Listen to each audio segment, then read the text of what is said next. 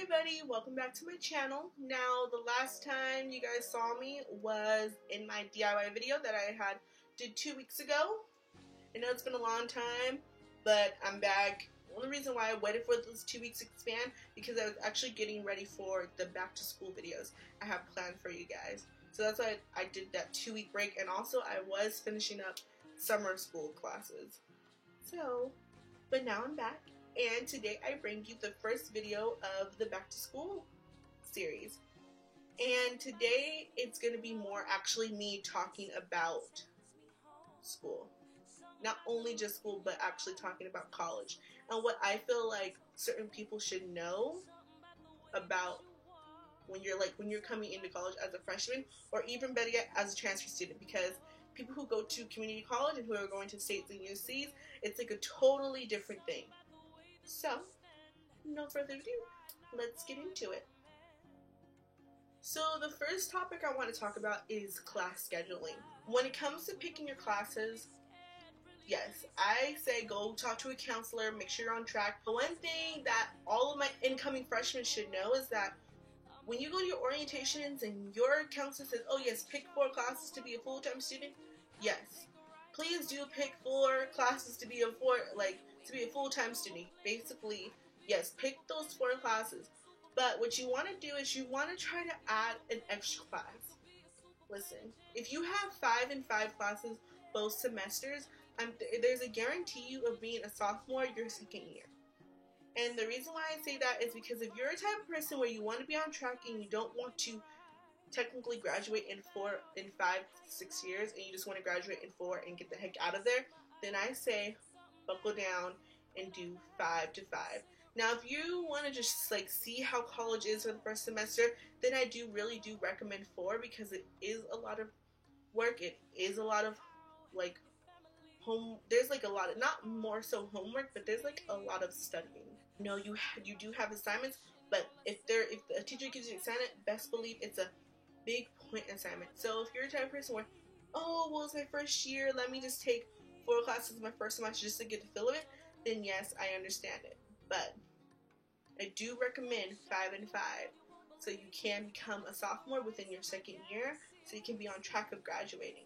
Well, by the way, when you're picking classes, go onto ratemyprofessor.com and type in the professor when you guys pick your classes, because you don't want to pick not necessarily a bad professor, but if that professor does not meet your criteria as a student, then there might be a better professor out there that might be able to meet you. You can just read the comments and read how they are as a teacher, and you'll be like, okay, that's my teacher. Trust me, it helps. The next topic I want to talk about is financial aid. Financial aid, your finances, money in general. When you are applying to financial aid, it's not fully guaranteed free money. It's not free money. There are a lot of loans that are involved. The only thing that's free money is the Cal grants and stuff like that. Now that's free money, but besides that, when you get financial aid, there are loans. You have loans that you can do by yourself, and there's other loans that your parents can take out. So that's just a little bit of background on it, because I don't really know much about it. Because like I said, I don't have it, so I don't know that much about it. But I do recommend on going into the financial aid office and making sure you learn everything about it. Oh, and tip. About financial aid and about money and about owing school money, if you don't pay the school the money on time or by the time it's due, then best believe the school will hold you accountable to it. And what they do is that if you owe the school money, and let's say it's around picking your schedules, well, what's going to end up happening is that you won't be able to pick your class or pick your schedule until you pay them. They don't even care if you owe them $5. They'll hold you accountable to $5. So like I said, it's best to go to the financial aid office and see what you need to do to get financial aid, or better yet, to make sure you don't owe the school any money. And for all of my kids out there who can apply to financial aid and get it and it's still not enough, yes, do apply to scholarships, see if there's anything else you can do. But try to talk to your parents. especially for incoming freshmen, you guys have to talk to your parents, or parents, guardians, whoever is basically taking care of you and who is willing to help you throughout your college experience. You got to basically talk to them. You know, you gotta like get a schedule down, a payment plan down. And like me and my dad, like we sit down at the table and we speak about like, okay, so you're gonna pay this, I'm gonna pay this, because I do personally, I have 2 jobs.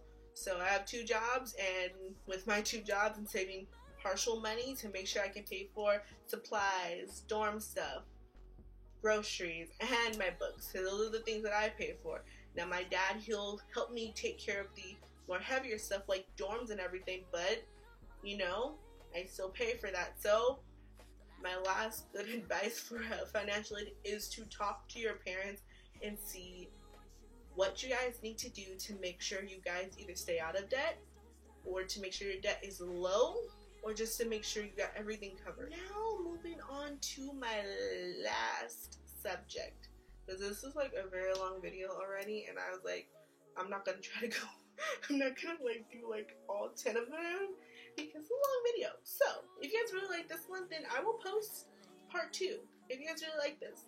But anyways, I want to talk about roommates, because one thing I want to everyone to understand is that if you are an incoming freshman or transfer student and you're moving into the dorms, don't automatically think that your roommate or your housemates might be the best of friends. They can be, but at the same time, they can't be, you know? So one thing that everyone should do when you guys first move in and get settled in is basically be upfront. You know, set some ground rules. Hey, you know, make a roommate agreement and discuss like, okay, this is like the time that, like, this is like for example, if you are sharing like a whole apartment with someone and everything, you know, hey, yeah, you can bring your friends over, but when you bring your guests over, you're in charge of your guests. Like, if your guests break something, I expect you to basically, you know, replace whatever they break. Or, hey, we can only have people, you know, here till like 1 a.m. And then if it's finals time, you know, everybody has to go home before, everyone has to be out by 11. You know, so basically, like, when it comes to roommates and housemates, I would suggest on setting a roommate agreement. Now, if you guys do set a roommate agreement and your roommate ends up acting up or acting out or not listening, these are for the people who are actually living on campus. You guys don't have people that are called like RAs or like I don't know, officers, whatever you guys want to call them. They will be there on the floors, and those are the type of people that will be able to try to mediate the situation in your apartment. Also, do walk in with an open mind. Basically, the golden rule is when you're moving in with people you don't know, walk in with an open mind. No closed minding, but open mind. And as for making friends, yes, you can join us for a sorority or fraternity. That's cool. That's one way to make friends, but I wouldn't say like those things are basically like how you make friends. There's other ways of making friends. Like one way to make friends is try to make friends that are in your classes. Try to make friends as like the classmates, you know. When you're out there waiting for the professor, talk to somebody, you know, or if you're in a group project, really try to talk to people, because the people in your classes are people that are in your majors. So you're most likely going to be running into them later on. Like later down the line in your college career, you're going to end up running into them because most likely everyone's going to be in the same major class. Like I know I met two like they're so sweet. They're like just everything to me. I love them. I met 2 girls. One name is Yanessa and the other girl's name is Monse. I met them actually in my math class. Now Yanessa, she's a journalism major / creative writing, and she's not really in my major because my major is business and fashion, but Monse is, and me and Monse actually had not only math together, but we found that we had economics together. And then once we started linking up towards like the end of the first semester, we ended up doing, we were like, hey, why not like be in the same class for economics 102? Yeah, 102. And we ended up doing that, and like it ended up being a good thing. So don't rely on fraternities and sororities. Not saying that I don't like them, because they are pretty cool, like you get to wear cute stuff. So, but try to make friends in your classes. And not only that, but if you're living in the dorms, or you're living in like a community where everyone, you know, goes out and do things like that, try to make friends with your neighbors. You know, just try to like mingle. Really try to mingle in college. You know, just have a different variety of friends. Basically, just be an open-minded person. When you first meet your roommates, try to set some rules, you know, so no one steps on each other's toes. And if people do step on each other's toes, the best thing to do is be polite and fair, but also blunt. Like, you know, hey, I didn't like when you did this, and hey, so you guys can, you know, figure it out. So basically, I hope you guys enjoyed the video. Like I said, I covered the 3 main points I feel like everyone else should know about college. Now, if you guys actually really like this video, I don't mind posting a part 2. And honestly, part 2 will be 10 times more shorter. So yeah, but I really hope you guys enjoyed this video, and I will see you guys in my next video. Now, I hope you guys enjoyed this video, and don't forget to subscribe and like, and don't forget to follow me on Twitter, WorldPress, and Instagram. See you guys in my next video.